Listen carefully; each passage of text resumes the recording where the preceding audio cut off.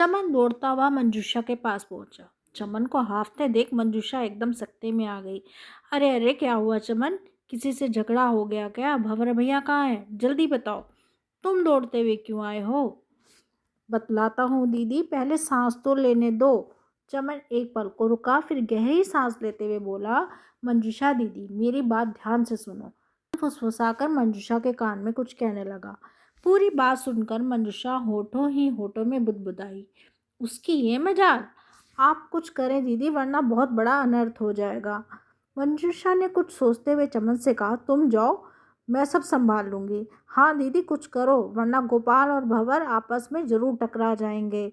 इतना कहकर चमन चला गया। मंजूषा ने अपनी किताबें ली और झटपट कॉलेज जाने के लिए घर से निकल पड़ी। मंजूषा जल्दी जल्दी कदम बढ़ाती हुई सुरसी के घर की ओर चली जा रही थी। कहीं सुरसी कॉलेज के लिए घर से निकलना पड़ी हो, सोचकर मंजूषा ऊपर से नीचे तक कांप रही थी। कदम पहले से और तेज हो गए। सुरसी के घर पर पहुंचते ही उसने घंटी बजाई। आती हूँ। और उसी समय दरवाज़ा खुल गया। सामने सुरसी की माँ को खड़ी देखकर मंजूषा का दिल एकदम धक रह गया। फिर संयत होकर बोली, नमस्ते आंटी, सुरसी कॉलेज चली गई क्या? अभी नहीं गई, जाने ही वाली होगी, बस नाश्ता कर रही है, आओ अंदर आओ। सुरसी की माँ ने कहा। यह सुनकर मंजूषा को बड़ी राहत महसूस हुई। कौन है माँ? पूछती हुई सुरसी की निगाह मंजूषा पर पड़ी तो वह खुशी से चौंक पड़ी। अरे तुम? हाँ सुरसी, मैंने सोचा आज तुम्हारे साथ चलूं। रजनी आज मुझसे पहले कॉलेज निकल गई। अच्छा, बस थोड़ी देर रुको, अभी चलती हूँ। मुझे भी आज जल्दी पहुँचना है, आज बायो का प्रैक्टिकल है, सुरसी ने कहा और अपनी ज़रूरी चीज़ें उठाने में लग गई। उधर बाजार के चौराहा उधर बाजार के चौराहे के पास ही भंवर अपने दोस्तों के साथ बड़ी बेसब्री से सुरसी का इंतजार कर रहा था। उसने चंदन से कहा, मैं गोपाल की बहन का आज रंग व गुलाल से रंग कर ही छोड़ूंगा, चाहे जो भी हो जाए। मैं उसे बताना चाहता हूँ कि भंवर से दुश्मनी लेना कितना महंगा पड़ता है। बदला लेना है मुझे उससे। हाँ भंवर, चंदन बोला, वह अपने आप को बहुत होशियार समझता है, उसे सबक सिखाना ही चाहिए।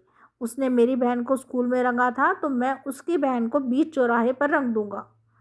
अभी तक चमन का पता नहीं है, उसे गुलाबी रंग लेने को भेजा था, अभी तक नहीं आया। अरे वह तो एकदम मूर्ख है, तो खुद ही क्यों नहीं चला गया रंग लेने? मैं कैसे जाता, वह खुद जाने के लिए जिद कर रहा था। ठीक है, वह झल्लाकर बोला, मैं उसे बाद में देख लूंगा। अब तुम सब तैयार हो जाओ, हमारे पास जितना गुलाल है उसी से होली खेल लेंगे। अरे कैसे खेल लोगे दोस्त? चमन ने मुस्कुराते हुए कहा। लो, ले आया मैं गुलाबी रंग और गुलाल। कहते हुए चमन ने पुड़िया भंवर की ओर बढ़ा दी। अब मज़ा आएगा जब सुरसी के मुंह पर, दांतों पर, बालों में गुलाबी रंग चमकेगा। हा हा, खुशी से झूमता हुआ भंवर बोला। उसी समय दीपक उछलता हुआ बोला, भंवर वह देख, सुरसी आ रही है, उसके साथ मंजूषा दीदी भी है। भंवर एकदम सकपका गया, फिर संभलता हुआ बुदबुदाया, मंजूषा दीदी सुरसी के साथ? अब क्या होगा? भंवर कुछ कहता तब तक सुरसी और मंजूषा बिल्कुल उसके पास पहुंच गई थी। भंवर तिलमिला उठा। उसने रंग से सने अपने हाथ चुपचाप पीछे कर दिए। दीपक, चंदन और लखन पहले ही मंजूषा को सुरसी के साथ देखकर भवन से कुछ दूर हट गए थे। चमन हम मन ही मन बेहद खुश हो रहा था। उसने भंवर के कान में फुसफुसा कर कहा, यार मंजूषा दीदी ने बचा लिया सुरसी को, लेकिन जो भी होता है अच्छा ही होता है। दोनों सहेलियां आगे निकल गई। उनके काफ़ी दूर निकल जाने के बाद भंवर ने तमतमाकर गुस्से में दोनों मुठियां में लिया हुआ रंग जमीन पर बिखेर दिया और खींच कर रह गया। शाम को भंवर भन्नाया हुआ घर पहुंचा। मंजूषा पहले ही घर पहुंच चुकी थी। भंवर ने दरवाजे की घंटी बजाई तो दरवाज़ा मंजूषा नहीं खोला। सामने मंजूषा को देख वह चीख कर बोला, आज बचा लिया अपनी सहेली को। आखिर इस तरह वह कब तक बच पाएगी? क्या मतलब? मतलब साफ है, आज मैं सुरसी को बीच चौराहे पर रखना चाहता था। क्यों? आखिर क्यों रखना चाहते थे? इसलिए कि उसके भाई गोपाल ने पिछले साल तुम्हें रंगा था। वाह भंवर, खूब बदला लेने की ठानी थी। ठानी थी नहीं, ठानी है। आज नहीं तो कल मैं सुरसी को रंग कर ही रहूँगा। लेकिन यह मत भूलो कि जब गोपाल ने मुझे रंगा था, तब वह होली स्कूल के बच्चों के स्नेह भरी होली थी।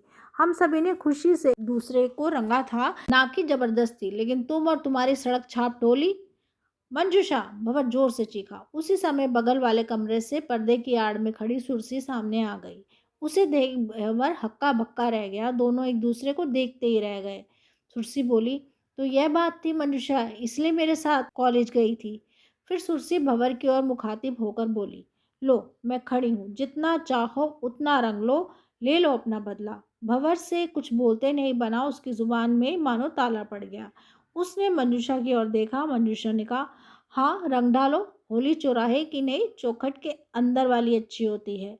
भंवर ने एक नज़र सुरसी पर डाली, फिर जेब से रखी गुलाल की थैली से एक चुटकी गुलाल निकालकर सुरसी के माथे पर तिलक लगा दिया और झटके से मुड़कर बाहर जाने लगा। सुरसी ने आवाज़ दी, रुको भैया, और वह भंवर के सामने जा पहुंची। बोली, इस तरह नहीं, आपने तो तिलक लगा दिया, अब मैं भी तो लगाऊंगी। कहते हुए सुरसी ने भंवर के हाथ से गुलाल की थैली लेकर भरपूर गुलाल से भंवर के गालों व बालों को रंग दिया।